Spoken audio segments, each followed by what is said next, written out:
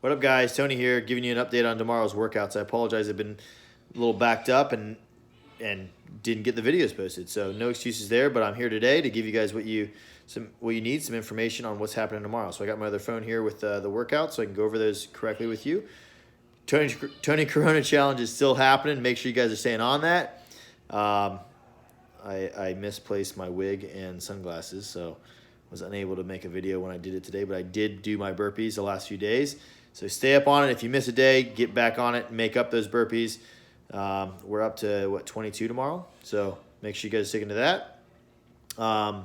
For our home WOD, you guys, our skill work is a superset. It's 4 sets of 15 push-ups and 15 chair dips.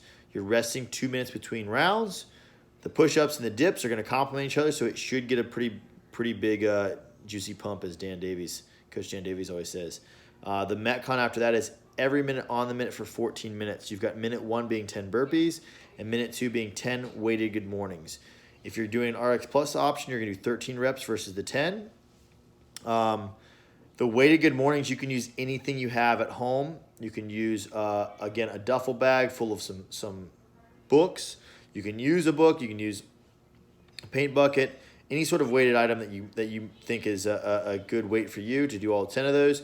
Good mornings. It's a smooth movement. We do a lot of those in warm-ups, but it is a actual strength-based item. So they're phenomenal for doing what we're doing. It's a good compliment from one to the next. This is a workout that was very similar to one I did with Jason Kalipa a long time ago, but it's super simple, super effective of just getting those burpees done.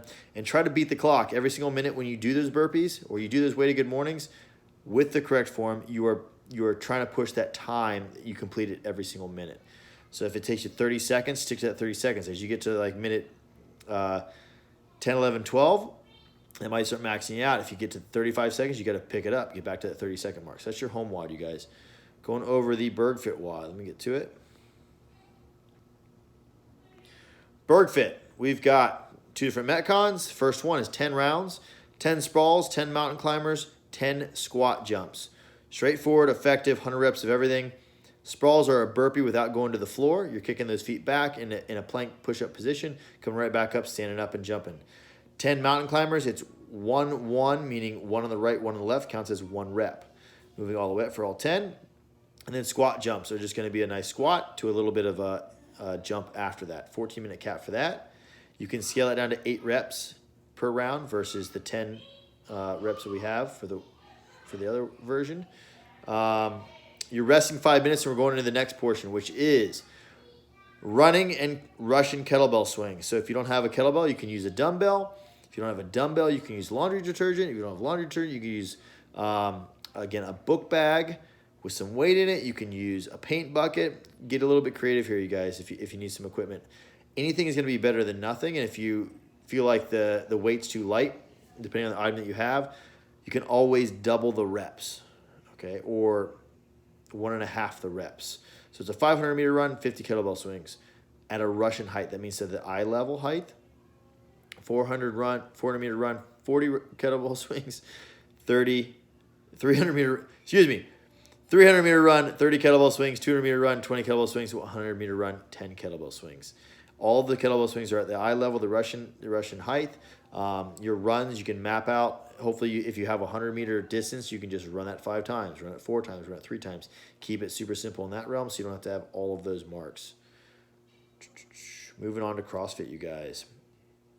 Last but not least. So our skill is another superset. It is single-legged, single-arm Romanian deadlifts. So it's 5x8 per side. So Romanian deadlift is much more of a stiff-legged action. If you're doing a single-leg action, you're probably going to kick that opposite leg up and not much bend in that knee.